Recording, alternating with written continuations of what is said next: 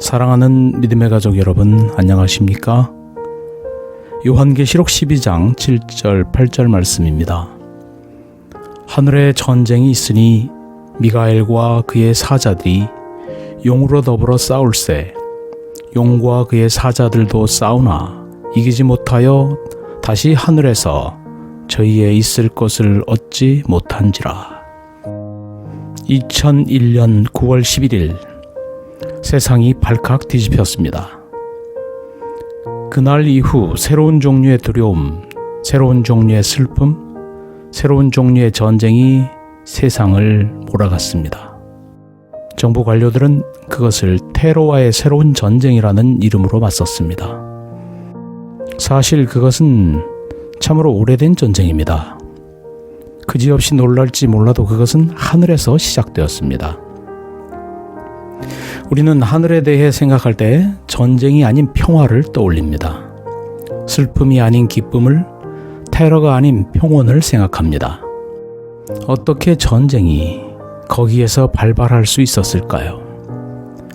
하나님의 무한한 지혜 안에서 그분은 당신의 형상을 따라 지은 모든 존재에게 선택의 자유를 주셨습니다.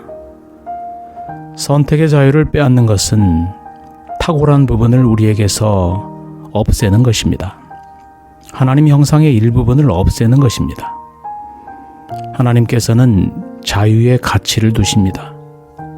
선택의 능력이 없을 때 사랑할 기회도 없습니다. 사랑할 기회가 없을 때 영속적인 행복을 위한 기회도 없습니다. 사랑은 결코 강요당할 수 없습니다. 수천 년 전에 하나님의 피조물 중 한 존재가 의구심을 키우기 시작했습니다. 하나님의 지혜와 공의에 의문을 제기하기 시작했습니다. 그의 이름은 루시퍼, 루스벨이라고도 하는 아침의 아들이었습니다.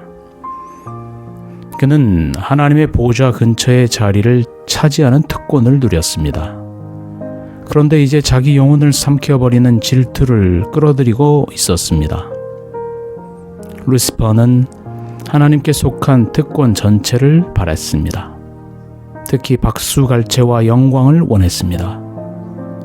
루시퍼는 자기 지위에 대한 망상에 사로잡혔습니다. 질투가 그의 마음을 망가뜨렸으며 하나님이 방해가 되지 않는 곳이 있다면 무엇이든 완전히 해낼 수 있다고 믿기 시작했습니다. 루시퍼의 질투는 하나님과 대항하고 그리스도와 천사들과 대항하여 전쟁을 촉발시키려는 그런 증오로 돌변했습니다. 그는 하늘의 존재자들을 설득했습니다. 하나님이 뒤에 무언가 숨기신다고, 그래서 공평하지 않다고, 그래서 참으로 신뢰할 수 없는 분이라고, 그러므로 그들이 그들 마음대로 하는 것이 낫다고 부추겼습니다. 루시퍼는 하나님을 적으로 그려놓았습니다.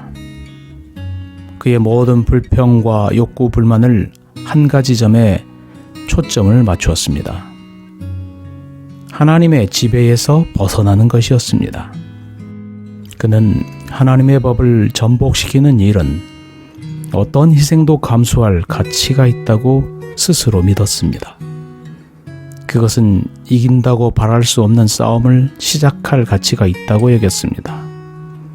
하늘 자체를 망가뜨릴 가치가 있다고 여겼습니다. 루시퍼는 첫 번째 대우주 전쟁에서 패배했습니다. 하나님이 그를 하늘에서 쫓아내셨습니다. 하나님이 이기시고 루시퍼가 졌습니다. 하나님과 루시퍼가 전쟁을 할 적마다 하나님이 이기시고 루시퍼는 집니다. 하나님은 루시퍼와 전쟁하여 여태껏 결코 패배한 적이 없으십니다.